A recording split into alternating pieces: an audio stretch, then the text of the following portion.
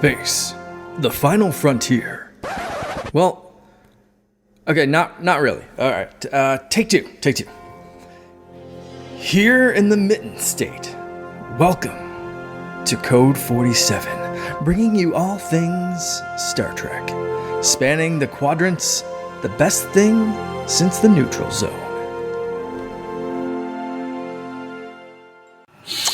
All right, we are back with Code 47 on the Secret Friends Unite podcast network. This is episode 152. I am Charlie Carden, your Trek Lord here in West Michigan, your humble servant, joined by my number one, Mr. Peter Stein. Peter, good afternoon. Good afternoon. And the man without whom there would be naught, my partner of 30 years, just like cops or whatever, police cops, Todd Oxtra's here. Todd, what's up? Hey, everybody. Glad to be on, especially talking about one of my favorite Star Trek shows.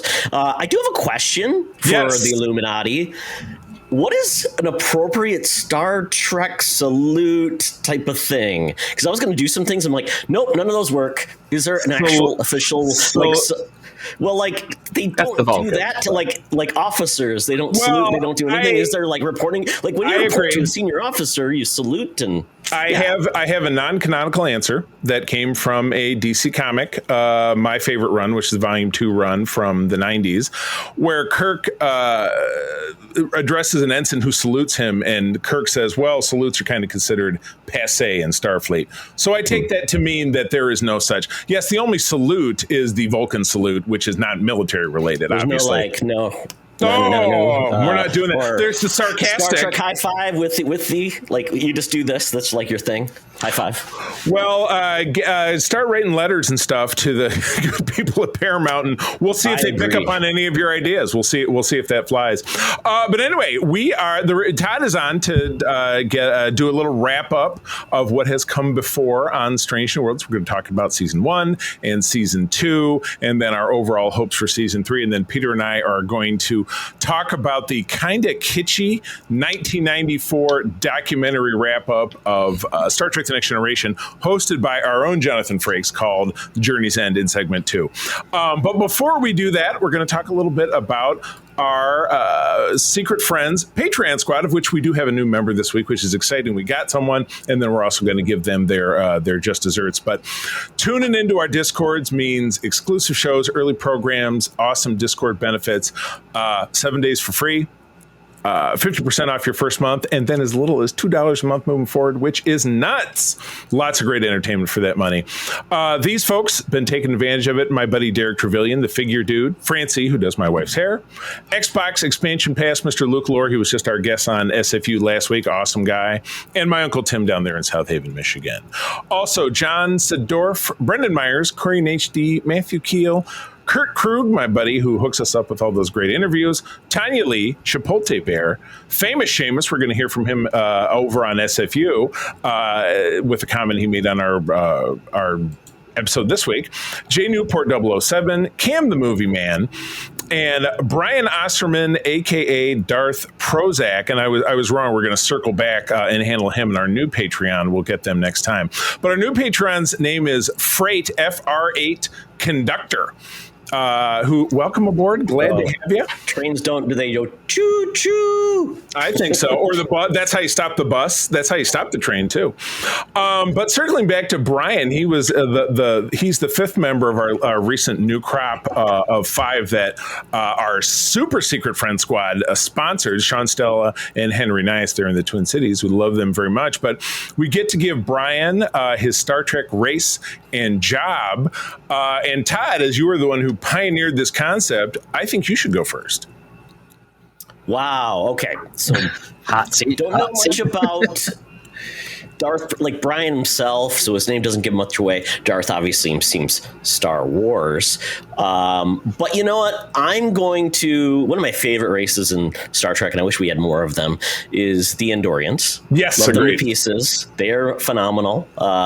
And I'm going to make him the actual... And I don't even know if this is a real job, but there's got to be like the official Star Trek menu creator within like the the duplicator or whatever you call it to make food. The replicator programmer. Yeah, I think he's going to be like the culinary commander who basically approves every official ingredient, recipe, everything for every race too. And when you think about that, what works, and does it? And he gets all the bad feedback, like this doesn't taste like Diluvian steak or whatever.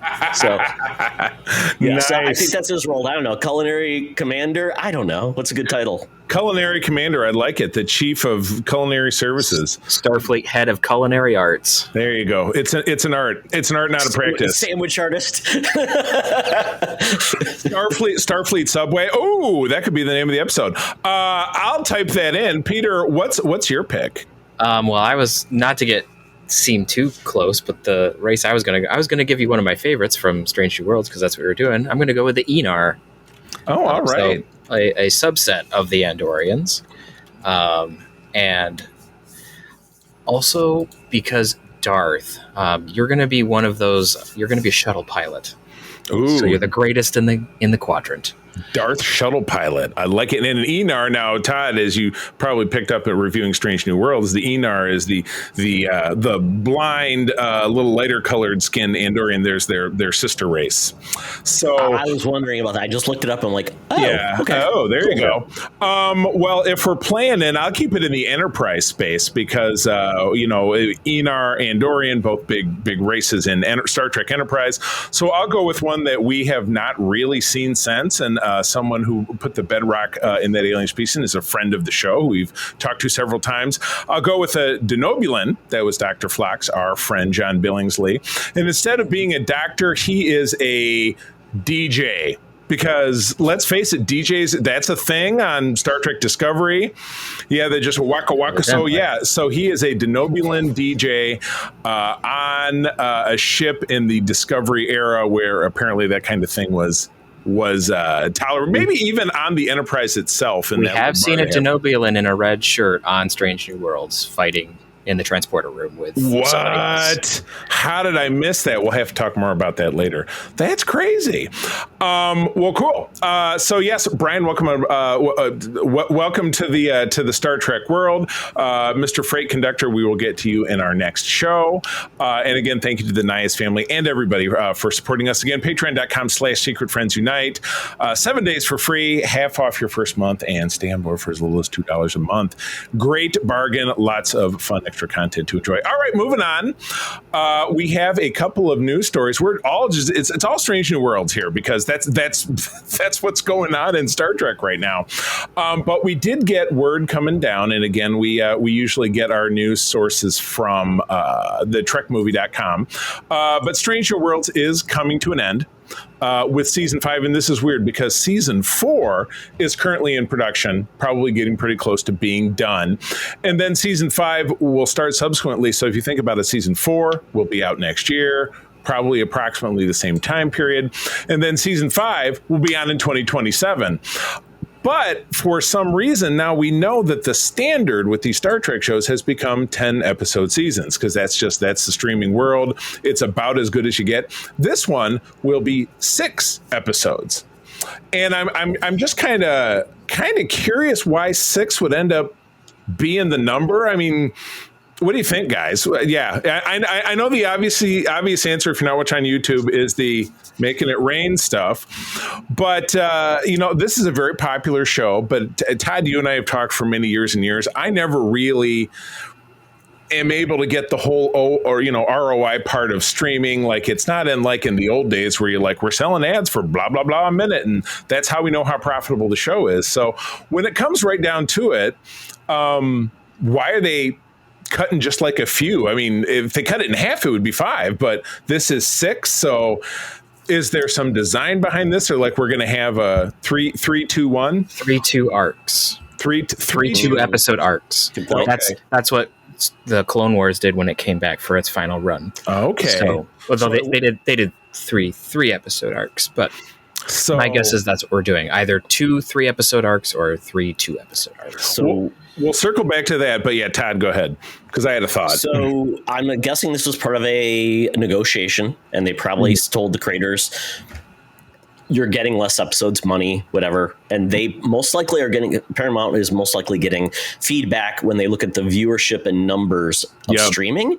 Yeah. And try to figure out like, okay, we know we will get so much from this. What's the bang for the buck? Probably that was like the point where they said, this is the most we can give you based on the budget. They're probably looking at a budget. Like, we'll give you $5 million. Do you want to do 10 episodes for that? Or I don't know what the budget is, or 6. And they're probably like, we could really do something big and maybe bring in some additional cast members or something with 6 rather than 10. So that's probably also part of it. And at this point, because Discovery was more like a longer arc, right? Like every season felt like an arc. There was no way to really wrap up things really well, except for that was that bit. Right. And I still have not seen the end of that Discovery to see what did they do differently when they ended the show. Same thing with Lower Decks. How did they end that show? Boy, I tell you, with Discovery, it was just, and I think Peter will agree with me, it was just very tacked on. Because with Discovery, that announcement actually happened last year during the time that we were on the cruise, and Doug Jones was a guest on the cruise. Same day it happened, he was speaking at a panel. He said, I had to get on a Zoom at 7 o'clock this morning, and they told us the show was ending. So they called them all back for reshoots, and they slapped an ending on there, and like a lot of stuff in the show, I know that we feel that it really didn't work, but I digress. So yes, please. Todd, has season 4 officially finished filming, or is it still filming? I've got this link here, and the fourth season began production early March and should wrap this summer. So very close to it. Okay, so probably no changes to this season, but everything that is going to have to be adapted for a little shorter season or end the series is all going to be happening next year, probably. Right, because it does say here a couple of bits, and again from this article, which we'll link, production on the last season, final season, will begin later this year, so continue on production and then drop. But additionally, the only other thing on the horizon for Star Trek for new content right now is the Starfleet Academy show, which Paramount did commit to a second season for that. And this also comes on the heels, as it looks like the whole Paramount Skydance merger is finally going to happen, and then we get a little bit better of an idea. But this kind of segues me into the second link that I have here, is that while the showrunners are talking about the end of the show, that Henry Alonso Myers is quoted here, and Akiva Goldsman, they run the show. It kind of feels like they have, because again, the episodes premiered this past week, the Tribeca Film Festival. Some content was showed, and I've not exactly pinned down exactly what they showed. I'm guessing first couple episodes, is that it seems like they kind of have a vibe to go in the direction that we've long talked about. When Strange New Worlds wrapped up season 2 at the end of the summer in 2023, so almost exactly 2 years ago, we all sat around here. It was the three of us and some other people that have made the shows with us over the years, and said, who would we fan cast to round out that show? What episodes would be a good fit to enhance or build around in this kind of different stuff? So, if all the stars came into alignment, if we were to put some kind of percentage to it to think if they could actually do something like this, could they keep the show going into a TOS era? Could they do something with it? Or are they gonna just finally say enough is enough? Todd, you and I have talked for many years about how dangerous prequels can be and how you alienate the fans, but we've also talked about the fact that the original Star Trek is going to hit 60 years old next year, and a lot of those really ardent fans are and Peter's a big fan. I like TOS, but there are less of those fans. There are fans of other stuff as time goes by. So what do you guys think? A real chance for a real, maybe softish reboot or a Ret-Khan and a reintegration of TOS. Do you think that it could go in this direction, or does the cancellation or the ending of the show mean that they're done with this? I'm just gonna say I don't want a TOS reboot, flat out. I don't, because that'll just cause more problems amongst the fandom, I think. Because the Skydance thing and all that, I think we're going to see a change in direction on what they're going to be working on. What that's going to look like, I can't say. I don't know. But I do think that we're going to see some shifting in who's doing what and what precisely is being worked on. So I think this is, I don't know that this is indicative of like them completely shifting directions, but I think it does point that they want to start something else. So maybe like, yeah. So it's really going to be the big grab. What do you think, Todd? Do you think that makes sense, or do you think they might surprise us? I mean, Peter's absolutely right with that. I mean, Paramount's got a ton of debt right now, and with their change of the guard, I'll be curious to see what they think about Star Trek. Do they like it? Are they supportive of it? Because they want things to make more money, just like Disney. That's why you see Disney movies in theaters making that cash. Plus, then the series are less important. Yeah. I mean, Charlie, Paramount Plus. What do they love the most? Yellowstone and those shows. Tyler Sheridan will be making the next Star Trek. I think that's where we're at. Oh, yes. Star Trek, Dragon Train to the Stars. We're going back. It's really a space western. But the thing that I was thinking about is, and I think I've mentioned to you, Charlie, is I don't mind the idea of not a reboot of TOS, but basically take this cast that we're getting, and then we do it with the adventures never seen on screen of that crew. So to your point, Peter, what meddles with timelines, but maybe we say there's some adventures they have, and maybe they can be non-impactful to relationships, but it's just more adventures with that crew we like. And that might be a happy medium. I think the happy part would be if we just straight up acknowledge this is a separate timeline. Yeah. Or something. Yeah. Yeah, yes, we'll take a real hard turn, and it'll end up being this crew with Chris Pine and all his guys. Just complete insanity. Maybe it goes, this is our new movie cast too. Yeah, they just basically, here's your new movie cast. There you go. Enjoy. Yes. Well, we will find out when we, as time goes by, but then also talk about season 3 of Stranger Worlds. That will be next month, so we will get back into that. But let's talk about what we're here for to get you ready. Let's say you're someone who's tuned into this. Maybe you're one of our new Patreons. You don't know anything about Star Trek, but you decided, I'm going to try this show out. What is Strange New Worlds? That's why we're here today. That's why we brought in Todd, who's a big Strange New Worlds advocate. But we're going to talk about Strange New Worlds. So for the uninitiated, Strange New Worlds is the 10th Star Trek spinoff. It's been around since 2022, started in May of 2022. Ran for 10 episodes. So it was a summertime show. Earned itself a Primetime Emmy nomination and a win for the Saturn Awards. And the second season was announced in January. It was announced prior to it coming out. So same thing. Show came out. We knew a second season was going to happen before we ever saw the first show. So it was a year later that the second season came out, and it ran from June to August in 2023. A lot of high viewership, a lot of audience demand. We got some kind of genre building, kind of weirdish episodes, which we'll talk about here in a moment. Another nomination for a Primetime Emmy, Hugo Award nominations, and yet another Saturn win. Nominations for Those Old Scientists, which is an episode I'm sure we'll talk about, and Subspace Rhapsody, which was a musical, which I feel like will get mentioned as well. But so let's get right on into it. I'm kind of envisioning a round robin here. I put some topics out here for you guys to kind of think about, to take some notes on. I know I had those 2 seasons on in the background just when I was working, and I would occasionally glance over, make some notes, whatever it is, just when I was doing my regular work stuff. I've mentioned I've seen the first 5 episodes, as other people in the journalism world have seen. Can't say a ton about that, but enough to say that I'm very excited. So let's get it started with Todd. You did your review, and I know you probably did some recap videos, because it's kind of 20 episodes to squeeze into, even if you have a little bit of little regard, is some homework. But God bless YouTube to give us those great recap videos. Let me have top 3 episodes and or moments that you encountered when you were doing your review. Combine both seasons, correct? Okay. Yeah, absolutely. Yeah. Okay. That makes it a little tougher. But especially it's kind of better to talk about the top episodes. Yeah.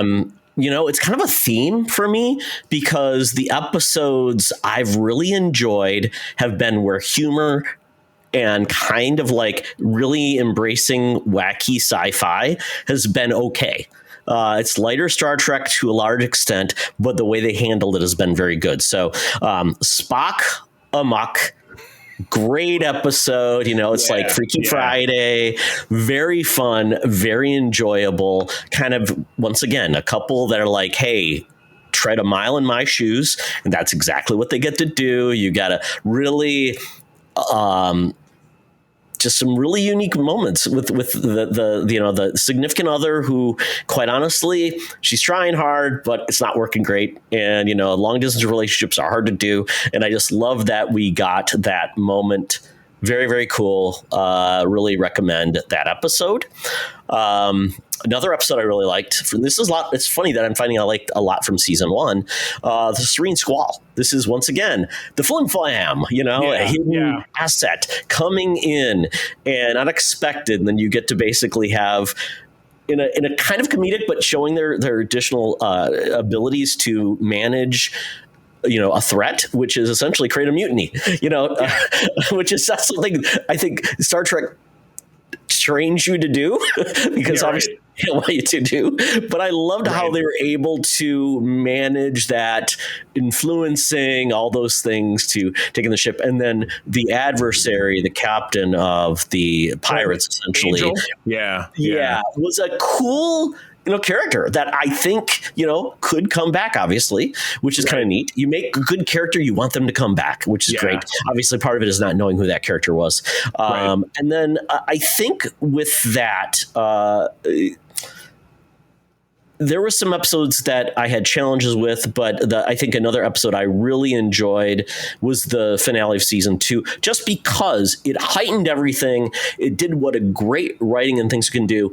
It basically introduced the Gorn so early on, built them up on a couple of different episodes, and now it's paying off, which I love. It wasn't like one season all about the Gorn. It was definitely parsing what we know, building it in, and then bringing in the threat as a whole. And now we're at a great cliffhanger, which Star Trek has had some great cliffhangers. It's been so great to have that come back and feel important. So that's where my top 3 would be, even though there's others that are great. So it's like, it was hard to choose because there's so many good episodes in the series, because these are truly standalone episodes for the most part, which other series are not lately. Right. Yeah. No, we've really moved away from that. All right, Peter, what about you?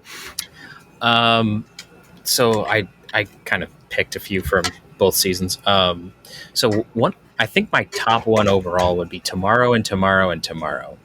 Me too. I'm a big fan of time travel stuff, going back to the present and just kind of like, I don't know how the heck to deal with this, which is just hilarious. Like, what is this circle door thing? I don't understand this. I'm from space. Okay. Yeah, right. So like just kind of the silly stuff there, like, Kirk playing chess, like, oh, this 2D stuff is child's play. Like, and one of the things that I really appreciated, even though this is an alternate version of Kirk, they actually showed James Tiberius Kirk as James Tiberius Kirk, not Zap Brannigan, which is how everyone thinks of James Kirk, right? Which is a problem. Shatner. And so this one, true. No, Shatner's Kirk is fine, but it's just one of these things that, like, they actually showed that Captain Kirk is intelligent, which if you watch the show, you know that. If you watch the movies, you know that. But people don't know that. Captain Kirk is intelligent. Captain Kirk is compassionate. Captain Kirk knows when to keep his distance, right? Right. He sleeps on the couch. So I think that one of the things that's really, really good about this episode, and the dynamics between him and La'an are hilarious. The Romulan thing was a little bit of a stretch, but I was mostly okay with it. But like a lot of the dynamics between the characters are really good. The Ret-Khan of Khan being now in the 2000s was like, I see what you did there. Title, Charlie. Yeah. Oh, there you go. All right, let me change it. Keep talking. It's like we're retconning this. Okay, I see why. I understand. It's more fun if you try to make it work, but them saying to kill a little boy. Well, apparently she did. That makes the choice a little easier versus like a shitty teenager, right? Yeah. Well, but I'm just saying, like, the idea that the eugenics wars happened in the 90s. Yep. Like there were comics and books that tried to make it work. And I think that's a little bit more creative and a little more interesting. Yeah. But having been said, It was kind of bringing this whole thing and doing this time travel thing, and then it all culminates in, would you kill baby Hitler? No. Yeah, it was or Thanos, you know. Well, yeah, but like the classic philosophical problem. Baby Hitler have a mustache? Yes, absolutely. He probably did. So there's just something really good about this episode in that regard, of especially the characters, and that it's a classic time travel with an actual question. Yeah. Yeah. So my second one, because I like the zany stuff, is Those Old Scientists. I liked seeing those characters come from animation into live action. There was some wonky stuff with some of the character decisions, especially around Uhura and Mariner. Just there was some odd things, like they wanted the characters to interact, but it was just a fun, goofy time travel episode. I thought it was hilarious. And then my third one is actually the Elysian Kingdom. As much as I gave crap to the end of that episode, because I wasn't a huge fan of the ending, but the rest of the episode is just hilarious. You can see that the cast are having a ball, and that's just it's fun to see television where you can tell that the cast are enjoying what they're doing. Yeah, and that was one. Agreed. As I'd mentioned, I also had tomorrow, but I'll add my notes at the end. But I liked the season 1 finale, The Quality of Mercy. This was your alternate history, or your A Christmas Carol is a very ingrained trope in sci-fi. It's been done in any show you can think of. But I think they added something to it. I think they did it well at the very least. So we know that, Pike is trying to cheat the devil. He's trying to see, well, what if I can find a way to reverse my fate and save these kids or whatever it is. And at the end of it, he's faced with this choice where he causes Spock to be crippled and puts the Federation in war with the Romulans that may never end. So it was good to, and they did it in TNG with Tapestry with Q and Picard. And hey, what if I was, not such a rogue in my youth and had made better choices? And he ended up being an old guy who never got a promotion. So I liked it. It did, as customers, it gave us the awful modification of the Monster Maroon, which Peter and I are very scornful of, but it's a minor footnote. Do I think, kind of the good things that they did with it. So it's not minor, but it is a footnote. Yes. Season 2, the Ad Astra per Aspera. This was the trial of Una. So I was shocked to be reminded how much contrast to past and present fights for civil rights are represented by this trial, with everything going on in the world right now. Not to get too deep into it, but we had a guest star, and a script. This woman's name's Yataid Badaki was Nira Katalu. My God, they've just made that more difficult. That was Una's estranged childhood friend. So that was a cool dynamic. And again, Una is a character we know almost nothing about. We found out that she was this genetically enhanced humanoid early in the series. So that's from the comics, though. Yeah, and it was from the comics. No, you're absolutely right. So it is cool to see that even from the Marvel continuity from the 90s get bled back into to canon. But I love her, bring her back. And I Todd, you'll appreciate this because I thought of you when I wrote it. I said, the episode's so good, I give Captain Battelle, that's Pike's girlfriend, a pass for being a starship captain and a JAG lawyer, like JAG, the show, fighter jet flying lawyer. Right, Todd? Good stuff. Beam me up so I can serve some papers. Exactly. Yeah. No, well, that's exactly what happened. They didn't even serve papers. That was the cliffhanger-ish of the previous one. So it's her catchphrase, objection. You just need the whoosh behind you. That's right. Exactly. Peter gets it. No, I'm forgetting the name, but yeah. Ace Attorney. Yep. Ace, yeah, exactly. All right, so I did wrap it up by tomorrow. This was Paul Wesley's second appearance as Captain Kirk, even though he was not. He's a different alt version of himself. So if you watch it, fun, whimsical term. I love the line, I can make ploming soup in a toilet, which is... That whole interaction was hilarious. Very nice. And Lon and the heartbreaker at the end, and it does set up something that happens later in the season. I love USA Canada stuff, and maybe it's because our third wheel is Mark in this, and he's a Canadian. But when he's talking about where they are, and Lon obviously knows they shot in Toronto because it's where the show shoots, but he flubs it and says we're in Boston or something. I can't remember where he said. We're in New York. We're in New York. Yeah, exactly. I love that Carol Kane also, her character showed up in this, which was great. I thought it was a great ad to give a little depth to that character, to basically say, she's long lived and has been around. And I like that part. She's the Guinan of the show, and she's a better Guinan than Guinan was at the end of Picard. But I gave those old scientists my honorable mention, the crossover. I've met Tawny a handful of times. She's very irreverent. So it's funny when she acts, she doesn't act like meeting her in real life, but she is a very, very kooky person and really enjoy spending time with her. So, well, cool. All right, let's move along back to Todd. Couple of 2 or 3 misses or missed opportunities, you think, looking at the whole ball of wax? Yeah, so I'm going to go through. Unfortunately, I'm going to conflict with at least one of Peter's picks, and that will be the Elysian Kingdom. I knew what they were going for. I think the execution to me was just a little too much, like with Pike. Oh, it was the sniveling. Yeah, very corny. It just, and then like the ending, I felt like a trope we've seen before. But I wish it would just been executed a little bit better. But still, I'm glad they were taking some chances. So I'll give them points for that. And obviously, it's kind of neat to see Mbenga has been treated very well with the show. The different facets of his background we get, which is great, because sometimes I felt like other Star Trek shows, I won't mention names, have done very badly at actually bringing in the whole crew and kind of giving them their story opportunities. So I'm glad that he got his opportunity to do that. So that's probably one of my bigger misses. I will also then hit on, I think the elephant in the room, or the musical in the room. It's on my list too. That episode, Subspace Rhapsody. I have enjoyed so many musicals within like TV shows, just the way they've been able to do it. Obviously, Once More with Feeling, even the Flash episode that was good.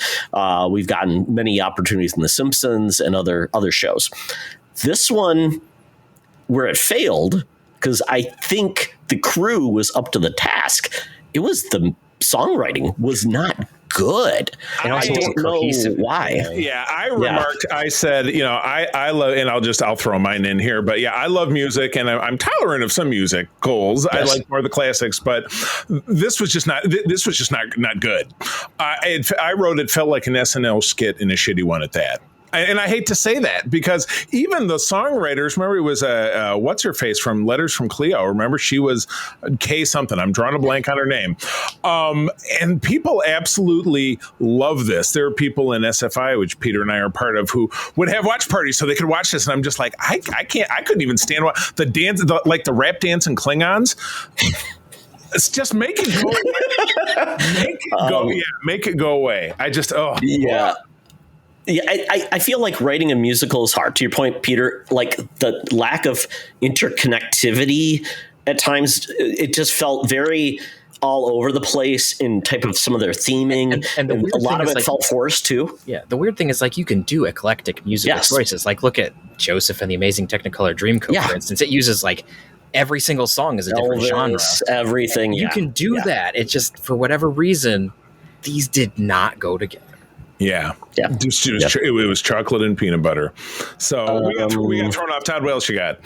So other than that, I really don't know if there are many others that I felt like were not good episodes. But some were not as strong as the others. But those would be my 2 standouts, which is just sad because I do like the silly. So it's not like, Todd's an old grump. I mean, I know I am, but at least in this instance, I've really loved it when they've nailed it. Like Charades is another episode I really like too. Very fun. Very like dealing with girlfriend's parents. Exactly. Well, this is very good. No, it isn't. Yes, exactly. Well, I guess it isn't then. Peter, go ahead. So I went more with concepts rather than episodes. Yeah, I did too. Yeah, I just did too. Because that was more where I felt my comments would fit better. So no, I don't know. I want to say it's number 1, but up there for me is the freaking Gorn. I hate this version of the Gorn with a fiery passion, the heat of City Alpha 5. It's these are not the Gorn that I have seen in Enterprise or TOS. These are xenomorph monsters, and I hate that for this. Yeah, come up with a different species. Yeah, it's funny that the Mission Log Discord I belong to, that has been a thread of conversation the last couple of days. Make a new alien doing it as doing this stuff.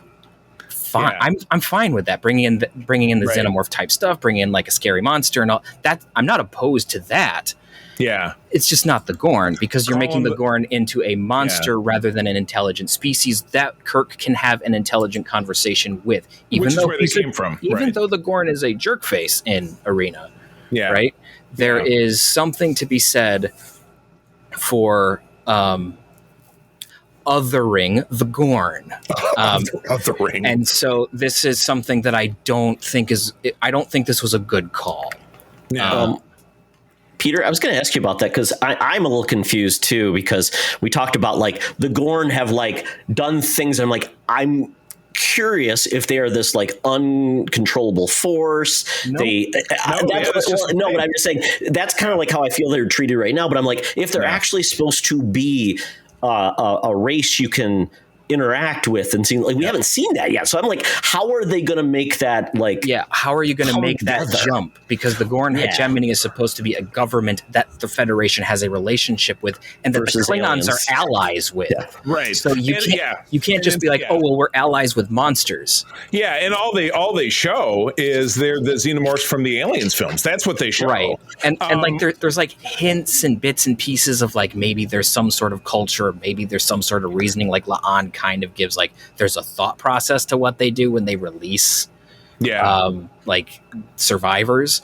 But it's so like surface level, it doesn't really work. Yeah. I was thinking, is this more like they have a caste system, or maybe they even have like, this is kind of like their brute force, like kind of like drone, like worker bees, things like that. This is who you send out to wreck crap. We haven't maybe there's levels of like more intelligence and things like that. Because, obviously we got the weird treatment of Klingons, and now we found out, there's different versions of Klingons. So maybe this is more like, or even Halo, where they have like that race, they have the different races that actually support the Covenant. So I don't know. I'm hoping we get answers to that. It's possible, but with the end of the episode of season 2, where we saw the Gorn in the spacesuit and it's the same thing, I don't think we're going to see that sort of distinction. Yeah, that was tough. What Todd suggests makes sense, because you could explain away a lot of things. But we've watched the Gorn go from their iconic appearance in TOS and Arena to the brief appearance that we saw in Enterprise, where we got more of a dinosaur-like lizard creature, which could still speak. Which was a fine retcon, because that one actually it tried to make it a little bit less of a man in a rubber suit and more of a creature that is still threatening, but still. Anthropomorphic in a way that it can be both relatable as a person and able to communicate. And now we're full blown CGI monster. So it's just it's tough to reconcile all of that and say it's all the same thing, as opposed to not just making them something new or different. Which and you can still do a reptilian monster. That's fine. We don't have enough of those. We have 3.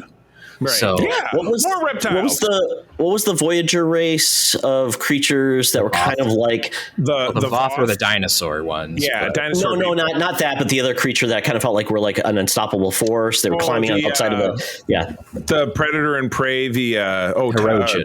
The Hirogen, exactly. Yeah, there's the Hirogen, and then in Enterprise, I think you're thinking of the Suliban that were the one climbing on the walls. I was just trying to think. Yeah. Okay. And then we also have the Xindi reptilians. So like we have had cold-blooded creatures, but we haven't had that many. So we could do with more. Yeah. It was a weird choice. All right, what else you got, Peter? I also have and anyone who knows me is going to see this coming from 5,000 miles away. I don't like the retconning. Is particularly with Spock. That was mine as well, so we can intertwine. I don't really like how they're using Spock as a character. One, I think it's undermining his character development that happens in the films particularly, but also during TOS. And they're leaning too much into his humanness. Like even in like the first couple episodes, it's like all of a sudden he's acting more human, and everyone's like, "Oh, well, you're human." Like there is a thing that we saw in the show in TOS where like Spock is like concertedly trying to be less human and be more Vulcan.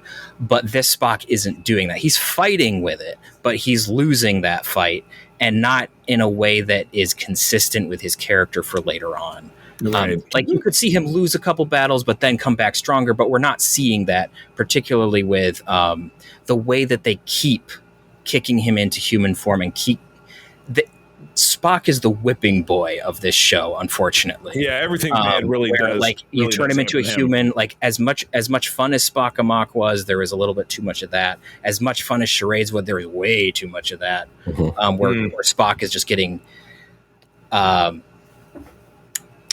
beat to shit as a character,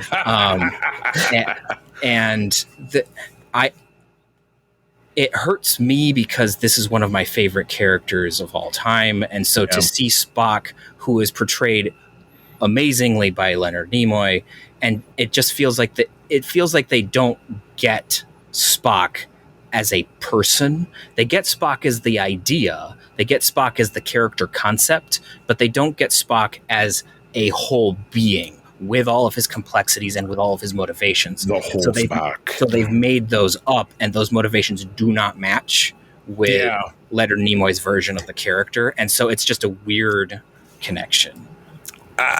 Todd, please. Not Is this the official, like... Yes, there you go. Yes. Okay, there we go. Okay, actually, there's a hand raising in the thing. I've never used that before. I should probably use that. So my question is, and maybe this is a hope, in regards to Spock, are we seeing all of the crap happen to him in regards to the emotional turmoil?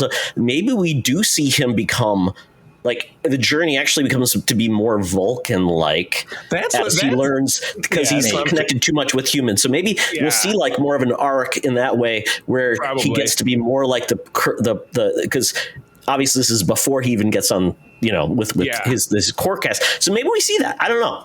Hopefully, maybe. Because I agree. I think it would be good to see more of the Spock that we like. Yeah, exactly. With the Spock that we come to expect. Yeah, it's the tie. It's also the tie with Nurse Chapel, with that relationship. It's too soon, too much. Yeah. And also I think that because of his relationship with Sarek, it wouldn't make sense to be doing what you're doing, because he is rebelling against Sarek in a way, and also trying to prove Sarek wrong. That's his big thing, is Sarek thinks I'm not Vulcan enough. Damn it, I am going to be the most Vulcan-y Vulcan to ever Vulcan. Right. Which he works really hard at in the first TOS, the only TOS appearance of Sarek, which would be The Journey to Babel, which I watched just recently, that he's duty bound, and that's why he doesn't help his father in that episode, but I would watch it. But I'll add a couple of notes to this one, and then Peter, if you have another one, but then I have my final one. But tossing out everything about Vulcan culture as it relates to T'Pring and Spock, the Vulcan have the Ponfar. They get together physically every 7 years. They just don't get together whenever. But it's not logical. It's not logical. And T'Pring, if she's so super duper Vulcan, she wouldn't be hopping in bed with him at every aspect. They don't do that. So they've thrown that out the window. And then the whole friends with benefits thing with Spock and Chapel. In the original series, Chapel was the unrequited love. She loved Spock from afar, but nothing ever happened with that. Where with this, they have a very typical workplace romance thing happening. And I believe it also kind of justifies T'Pring's divorce of Spock, which I don't think really goes with how that episode is meant to be watched. Yeah, and when they bring it all the way back around to TOS and with the Amok time, everybody looks at T'Pring on screen and be like, oh, she's so beautiful. Who is she? Everybody's met her. You know what I mean? They all know her. Yeah, it was 5 years ago, but yeah, it's just so I get some retconning and I get a little bit of soft revision isn't here and there, but when you throw out the baby with the bathwater and your core tenets of a race or a character are just kind of getting dumped by the wayside because, well, now we can do this thing. I don't love that. So you're right. I'm not super psyched about how Spock is being regarded with his existing Spockiness in the show. I think it's kind of a detriment. So, Peter, any more? I have one more, and this is probably going to be a spicy take. Oh God, here we go. Ooh. I think that sometimes Strange New Worlds has strayed into the 2x4 method of discovery in terms of its moral storytelling. One of which was, and I know this is going to ruffle some feathers was the court-martial episode. I hated that episode because it was a misuse of how court-martials work. It's not actually about redoing the law. It's seeing whether or not a certain situation fits the code of military justice. And so it seemed to be a misunderstanding of how those work, number one. It was like JAG. It was JAG'd in NCIS. Yeah. And number two, there was too much heavy-handedness in terms of like, hey, you know those things that are happening on Earth right now as the show is being made? Yeah, those are the problem. There was a little bit too much of that in that episode and in the very, very first episode where it's like, hey, you saw this thing? This led to World War III. Didn't, but there's just a little bit too much in the show. It could lead to World War III in real life, but not. I'm not going to comment on that, but like there is a little bit too much of the finger waggling in a way that wasn't the same. Like Star Trek does do that in a way, like it has in the past, but there's a little bit. I don't know. There's more of a feeling of I have the high ground, and that's not a good place to be telling a story, in the sense that if you want someone to listen to you and you want someone to agree with you or at least think, that's not putting yourself on the soapbox and then saying you peasants had better listen to me. Not a good way to do persuasive. it. Listen to me, peasants. Yeah, so there was some tonal story writing with that one, and a little bit with what's the episode? The one with the kid. The Silence Reach, the kid that's the bad. Yeah, the kid that's the kid the chosen one. Yeah, the chosen one, the golden child, right? Yeah. I mean, it was very. I mean, want the knife. It was kind of obvious what we were going for, but it was a little bit heavy-handed in the way that the characters handled it in the end, right? And so there's certain things in the method of storytelling, the method of telling moral stories, that doesn't invite a dialogue, and it more leans towards a lecture. And I don't think that's one. I don't think it's helpful for modern storytelling because of what's going on. And two, I don't think it necessarily fits with how Star Trek used to tell stories. Yeah. I suppose I could see that. All right. Mine is nitpicky. So I'll give you a nitpicking one.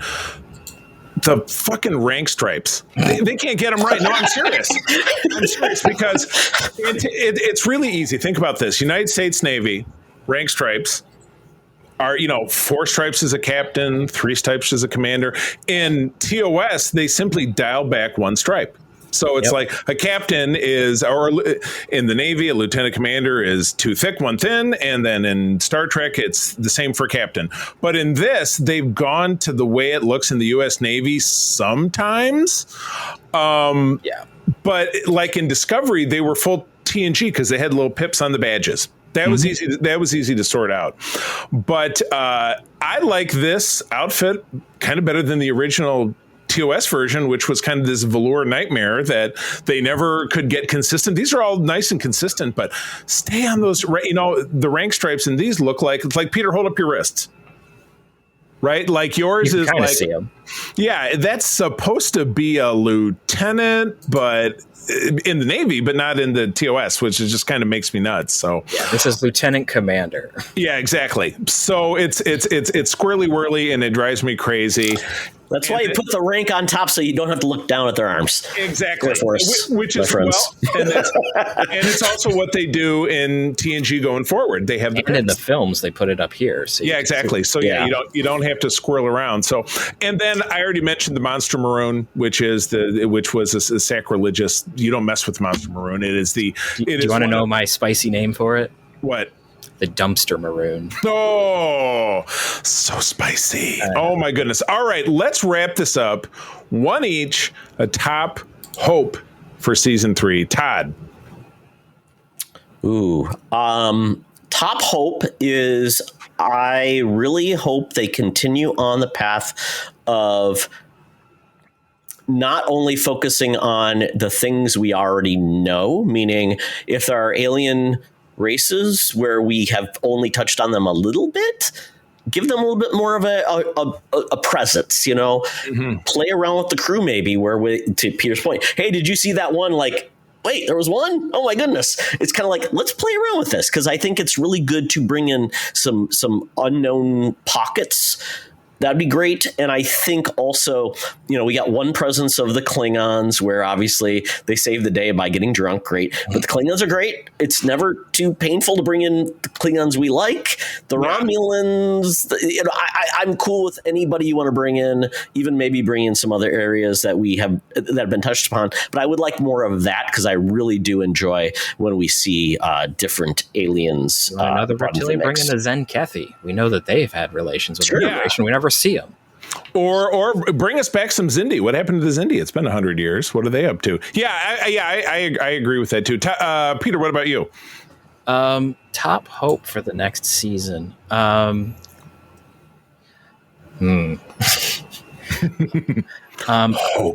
Yeah, rebellions are built on hope. Come on now. They are. I think that I kind of hope that we get some more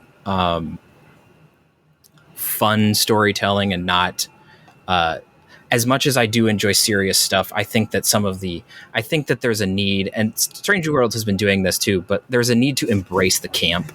TOS was always a little campy. Star Trek always does well in the camp. Watch Star Trek 4 if you don't believe me. Space hippies? So bring in the space hippies. I don't want the space hippies. Those are different, but I don't like those guys. But I mean, you could do them funny, but like, do some more of that fun stuff. You can have fun with the characters. Obviously, the Canonista in me is like, please, for the love of all that's holy, by the blessing of the great bird. Just call yourself a Canonista? Yes. I love that. Please follow canon a little bit more closely. That's not going to happen. Canonistas, why not make it a terrorist group? It's different than a. Have you not heard this term before? Because it's been around since 2009. Yeah. I have not. Yes, I've been called a Canonista since I was complaining about the JJ movies. I love the term. Yeah, so I just want. Yeah, so I just want some more fun with the characters, and for the love of God, please follow canon a little bit more closely and lead into it. I might have to change your name on the SFU website to Peter the Canonista Stein. What do you think about that? I mean, it would be accurate. So I like it. Can I have a mulligan? Oh, sure. Why not? I want a certain Mr. Mudd to come back. Oh, boy. I really find him so amazing, but maybe Peter doesn't. I didn't like Disco's version of Mudd. If they let him, let him play Mudd again and amped up the camp like he's supposed to be, that would be fine. More Dwight? Yeah. Do we want more Dwight? If he amped the camp, I'd be fine with more Dwight. He was a very satirical character, but to the point of what we talked about previously, they just decided to completely change everything about him to say, look, we stuck in this thing from the old show, but it's not the same character. Yeah. Mudd the edgelord, not Mudd the goofy pirate. Yeah, exactly. That was the problem. That was the problem. So yeah, if they somehow brought it back, but he's like, I got hit on the head and I had a total personality change, and now I'm all wacky, blah blah blah. I think a humbled Mudd could be good, maybe. Humbled Mudd. I will say, and we've already kind of talked about this, and what Todd said kind of helped me refine this down a little bit. Bringing in the other characters, casting the other characters who were TOS, and this isn't going to happen in season 3, but we have season 4 and season 5 and 5/16, 6/10. Cast. Who have we got left? We've got Sulu. We have Chekhov. McCoy is the big one, and Janice Rand. So we'll call it 4 because I think that's what we talked about back then. Mm-hmm. And then seeing let's call it a limited series of exactly what Todd said, poking in like a little, like it's an adventure that would have happened in season 1 of TOS, or this would have been or stuff that happened within the first year, because go find some of the old phase 2 scripts, which have been done by some fans, but maybe refine them a little bit and tell one of those. Yeah, exactly. So I still think there's some mileage they could get out of putting Paul Wesley in the center seat, making him Kirk, because I think we all think that he's great for the role. He's been on a number of times. He's back again in season 3. No big surprise there. And seeing what they can do with it. So, well, cool. that's our recap then of Strange New Worlds. The show returns on Paramount Plus on July 17th, which is a Thursday. And when we return from our little hiatus, which we'll talk about later in the month of July, we'll jump in and talk about that. We've got a great slate of guests lined up that are going to cover the show with us. But we're going to say goodbye to Todd, who is not going to stick around for what will be a very goofy second segment. But Todd, what he loves Vulcans. That's what this is. Vulcan. That also looked kind of Minbari, so you're kind of mixing the two. There you go. I'm all over the place. Yeah, I'm a hot mess. Yeah, absolutely. Todd, where do people find you out there? You can find me on the Blue Skies at Todd Oxtra, and of course, always follow at Secret Friends Unite. Doing more there, sharing all our stuff. So thanks for having me on, guys. It was a trip, and Nanu, with you. Nanu. And live long and prosper. All right. Okay. We'll be back in just a second. Hey, Secret Friends Unite, let me tell you about Zencastr. We use them for our show, and now they're supporting us. Zencastr is now the all-in-one solution making podcasting easy. It's the ultimate web-based podcasting solution. Provides high-quality audio and video podcast production and hosting. With a full suite of professional tools, podcasters can seamlessly record, produce, and publish studio-quality content, all from one dashboard. Being a creator has never been easier. And we chose Zencastr because of the ease of use, high quality output, and it makes it super easy for our guests to come on. We had multiple solutions we tried before, and Zencastr has just been the best fit for us. Why Zencastr? It's now super easy to record a podcast with Zencastr. Log in using your browser and start recording a high-quality podcast right away. Record studio-quality sounds and up to 4K video with your guests. Feel a sense of zen knowing Zencastr's multi-layered backups ensure you always have your recordings in the highest quality, even if the connection is unstable. Have you ever worried what you sound like? Zencastr's post-production process makes you sound buttery smooth. It automatically removes those ums and ahs in your recording. It removes those awkward pauses in conversation too. Set the right podcast loudness and levels while reducing background noise with a click of a button. So if you're interested in making an easy, high-quality podcast just with the click of a browser button, go to zencastr.com/pricing and use my code SFU1. You'll get 30% off your first month of any Zencastr paid plan. I want you to have the same easy experiences I do for all my podcasting and content needs. It's time to share your story. Now back to the show. And we're back. It's just Peter and myself. He did point out we did have some comments about Strange New Worlds, which going back and forth between documents I kind of missed. But we had Mark Flessa, who has been kind of part of our Facebook group since probably for 10 of our 13 years that we've had it. But Mark said, I want to see an episode focusing on Ortegas, which we do get a bit more of that even in these first 5 episodes. So we get nice. That is a character that's kind of been in the background a bit. Yeah. So. Yeah. Plus, I'd like to see an episode or 2 on Federation world building, which I always think is great. So the Canonista approves. Canonista approves.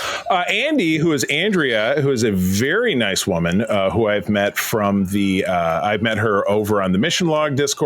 She's now part of our SFU Discord, and she does a podcast, which she invited me as a guest on. We talked about the 1968 film.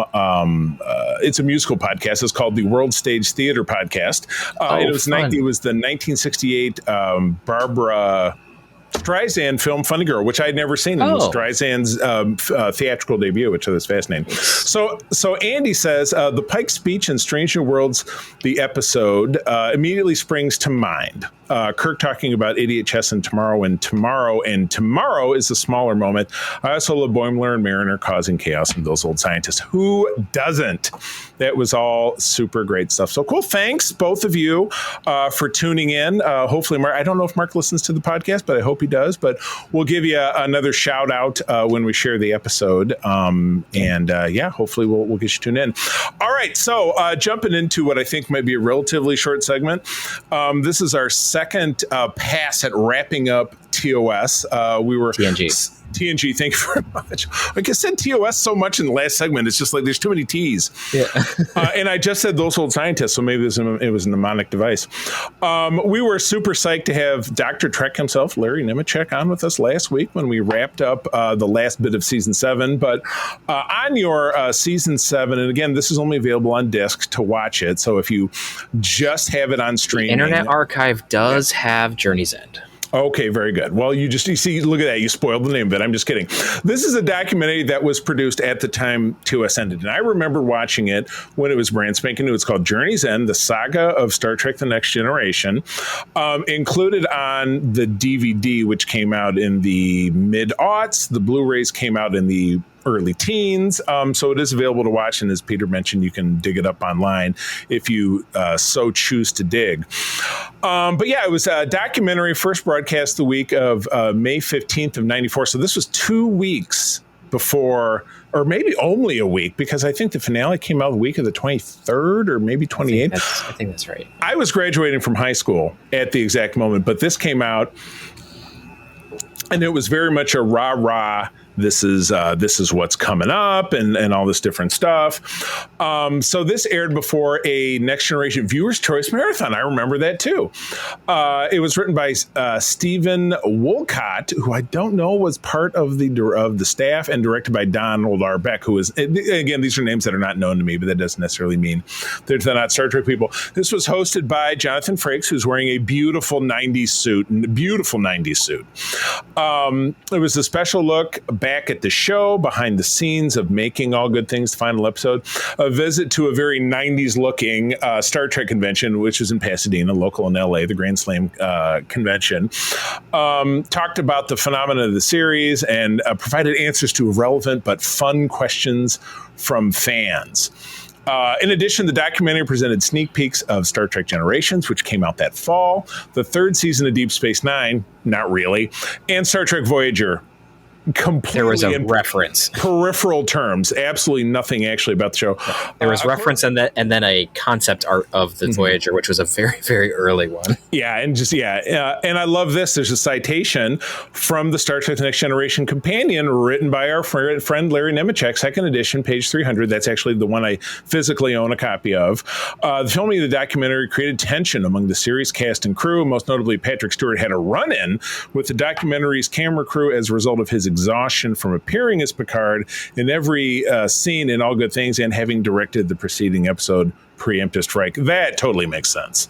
To just do this and you're just trying to do your job and you're wore out and all that kind of different stuff. So, all right, let's jump in. There's not I would say a ton to say about this, but I figured we'll just kind of walk through our observations. So, bang, opening up, standard definition, even on my Blu-ray disc, really difficult to look at. Looking at something that's like shot on a camcorder. The music is super 90s. Frakes says, Frakes, I love you. You know that I love you. That was the most 90s looking outfit and I lived that. I was an adult then, and I can remember, but it was super dated, but it was also friggin' magic.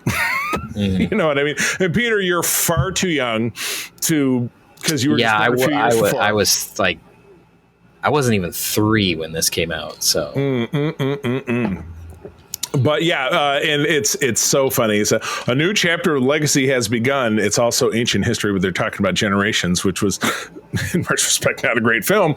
But there was all the buzz. They were hopeful, though. Yeah, they were very hopeful. You can feel. I would say, if nothing else about this doco, it's the hopefulness. The hopefulness of what's, the pride in what we've done, the excitement about this big finale, the first ever Star Trek finale, which was going to be just a couple of weeks away, and then a feature film. But then, they jump us back to 1986, and we get a lot. We get Patrick's very well-worn story. As I didn't think the show was going to land. I was living out of a suitcase, and then it turned into this life-changing thing. I was super not impressed. There's a lot of people that have a lot of feelings about Rick Berman. Love him or hate him, he did preside over some of the most memorable things that ever happened in Star Trek. But his rundown, walking through, talking about each character, just did not impress me. It really, to me, sounded like a kid who didn't read the book and he's up in front of the class doing a book report. I was just like, were you even... It kind of felt like he was put on the spot and he was just like, Okay. Well, Marina Sirtis is a woman who played a role on the show, and she was on 7 years of the show, and she wore this outfit, and then later on she got a different outfit. Okay, yeah, which great is work. which might actually be what Galaxy Quest was making fun of when they had Sigourney Weaver talk about her Time magazine interview. Oh, exactly. Yeah, exactly. But yeah, that was kind of a strange one. I thought there were two things that I thought were kind of fun. One was having Marina do some of the directing of the music, the conducting. That was kind of fun. And they were in costume, so they walked one stage over and were like, yeah, hey, it was like clearly they were in the middle of filming. Yeah, probably preemptive strike, because I don't know if she. Well, maybe no, she was wearing that uniform, I think, in the final scene. Correct. But like, so she clearly had just come off set, and then like you can see the actual conductor is still kind of like helping her keep tempo and everything. Yeah. But it's just kind of fun how like and at the end she says, "Okay, everybody take lunch" or whatever. That was pretty cute. It was pretty cool. Yeah. The other thing that I thought was really interesting was when Jonathan Frakes did that whole bit about like finding new writers and finding new scripts and stuff, which we talked about multiple times, and how Michael Piller made that a thing, and then how then we got a very brief interview with Jerry Taylor, and I thought it was very interesting how she was talking about like how to approach the writing of episodes, and like how they need to be smart about the characters, but the writing really needs to be good. And if you're touching a social issue, you need to be smart about it. You need to do the dialogue, and then you also need to turn it on its head in a way that's sci-fi. And if you listen to segment 1, this is what I had in mind when I made my comment, because I had just watched this. So it was just very interesting seeing Jerry Taylor's take on, because she's one of the better writers that we've had in Star Trek. Oh, absolutely. And so just rest in peace. Yeah. But it was just really cool seeing her verbalize that. So. Totally. More corny bits where he explains how they shake with the camera, and then that was funny. Yeah, it was. Yeah, and the thing that I found, and again, we jumped to the convention. He says Pasadena, so we know that it was. I said an early creation show, but it was Grand Slam or whatever. I said conventions back then were just super dated. The merch was super like ugh. And it was funny. They showed him, and he was talking to the Worf stand-up, and he says, "That was funny." And I had that stand-up in this very room, because this was, I live in the house I grew up in. I saw one of the posters that I own on the wall. I was like, "Oh, look, it's the character poster." My dad got that for me from a media function. His ex-wife worked for a rep firm, and so he was at a media function for some kind of Star Trek anniversary, and he got that for me. So it was here in this basement for years. So that made me chuckle. But the little girl who comes out and asks for his autograph and calls William Shatner, that was just it was funny, but it was really painful. It was such a like really stupid scripted moment. It was funny, but it was just like, oh my god! No, the little girl was barely holding up her end of the bargain. It was like, excuse me. By the way, my name is Patrick Stewart. It's like we've got some notes, but as we've come to know, Jonathan Frakes, as he has continued to be this stalwart mouthpiece for the franchise, and he's still involved. He's arguably the biggest director in Star Trek to date, the one who has accomplished the most.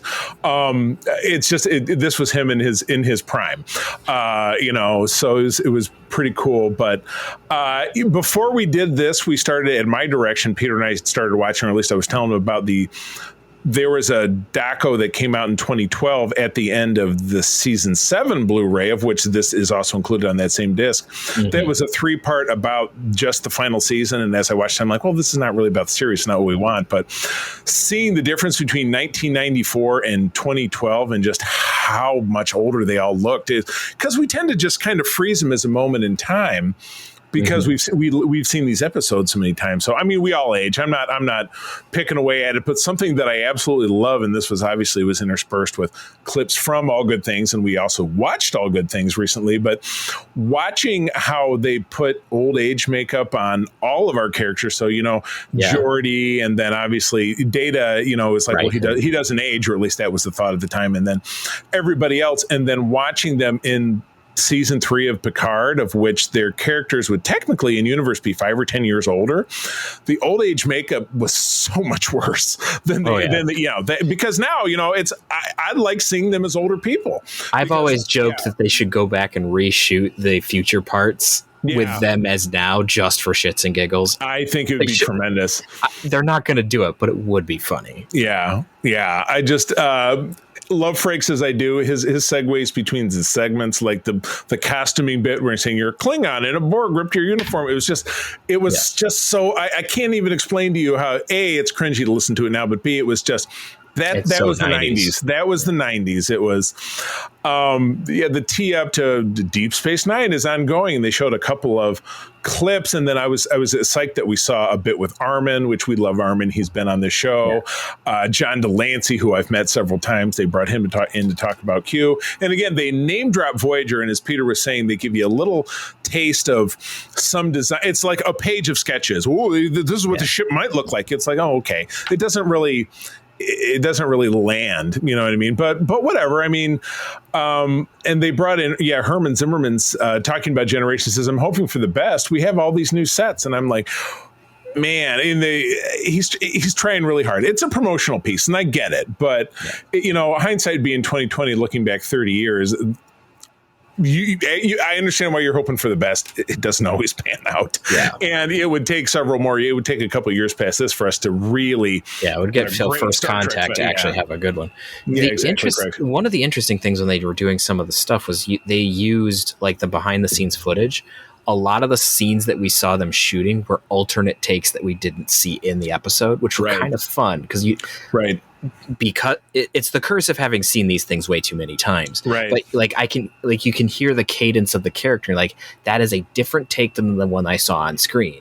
And so it's just it was just a fun little thing. Cause there was, especially the shot where they showed Picard asking the stardate, the way that Worf delivered that was just different enough that it was like, this is a different take. Exactly. And it's just fun little details like that. Right. And when you can tell it's filmed from a third camera because the ADR hasn't been done to get the line from the other person, you can just hear him say blah, blah, blah, blah, off camera. So I love their finale preview. And again, the music and the edits that shows you nothing because they didn't want to give away a damn thing except for what they showed. Like, well, here's Riker in old age makeup, but he's talking to the camera and he's being silly. I will say, just to wrap up my commentary, anytime I hear Frakes talk about all the time he spent with Gene Roddenberry during his 6 weeks of auditions to become Riker, just seems so very special. And maybe it's in particular because of an upcoming Patreon segment that Peter and I have with, drumroll, Rod Roddenberry, the son of Gene Roddenberry, who is absolutely wonderful to us. That actually is out on our Patreon as we were recording this, and you'll see it on our YouTube channel at the end of this week, if you're listening to this when it comes out. Rod was absolutely terrific, but I always love hearing those stories. You could tell they had a very special relationship, and he was, Gene took me under his wing, and he talked to me about his vision and everything that Star Trek meant to him, and how he was positing it towards the survival of humanity and how he can improve. And so, just to wrap it up, pretty darn silly. And this is, when we get a little further down the road and we're wrapping up Deep Space Nine, which will be the next segment 2 show that we take on. There's a great documentary about that Todd and I, or that Peter and I will talk about, called What You'd Leave Behind, that came out several years ago. And then by the time we get to the end of Voyager, a little birdie told us, and this is not an interview that's been out yet, that long promised documentary should hopefully be out by later this year. We're really, really hoping. And if not, if it comes out next year, we'll talk about it next year, but we definitely want to do it. So, Peter, any final thoughts about this? About the Journey's End? Not anything new. There was like a couple sneak peeks of Generations that were kind of fun, like the behind the scenes shot of William Shatner doing the Take Us Out.